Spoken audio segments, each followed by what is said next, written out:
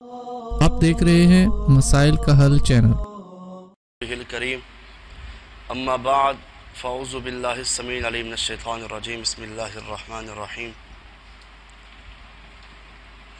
انسان کی کوشش ہوتی ہے کہ اسے جنت مل جائے، تو مومن کو چاہیے کہ وہ جنت والے اعمال بھی کرے۔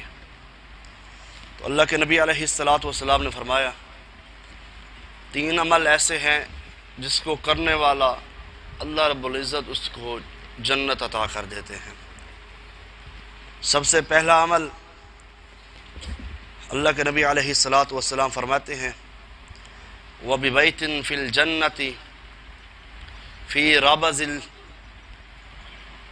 لِمَنْ تَرَكَ الْمَرْءَ وَإِنْ كَانَ مُحِقًّا۔ اللہ کے نبی علیہ السلام فرماتے ہیں کہ ایک بندہ حق پر ہوتے ہوئے جھگڑا چھوڑ دے، اللہ اسے جنت دے دیں گے۔ حق پر ہوتے ہوئے جھگڑا چھوڑ دے۔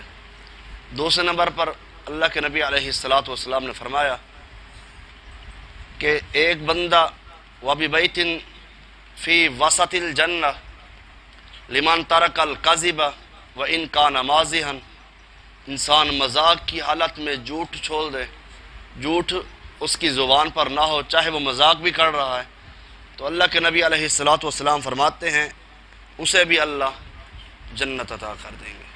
تیسرا بندہ وَبِبَيْتٍ فِي الْجَنَّةِ فِي أَعْلَى الْجَنَّةِ لِمَنْ كَانَ حَسُنَ خُلُقُهُ، اللہ کے نبی علیہ السلام فرماتے ہیں جو اخلاق میں سب سے اچھا ہے اسے بھی اللہ جنت عطا کر دیں گے۔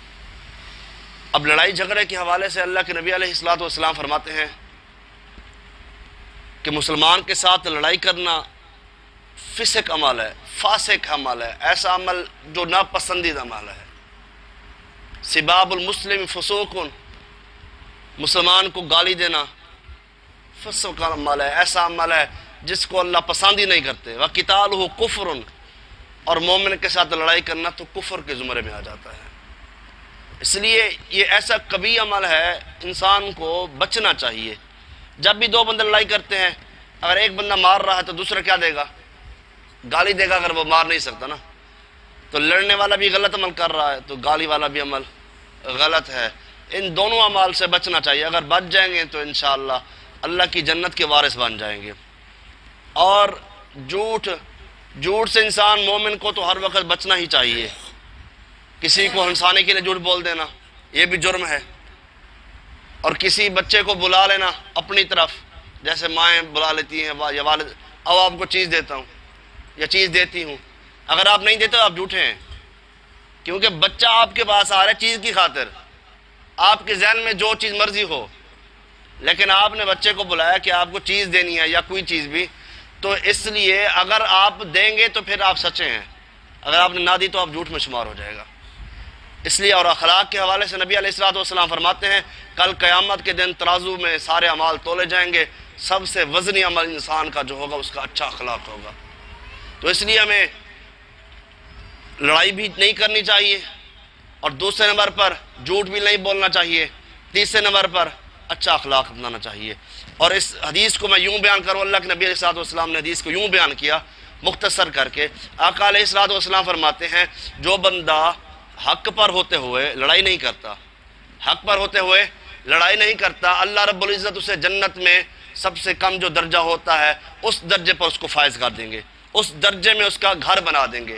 حق پر ہوتے ہوئے اس نے لڑائی نہیں کی۔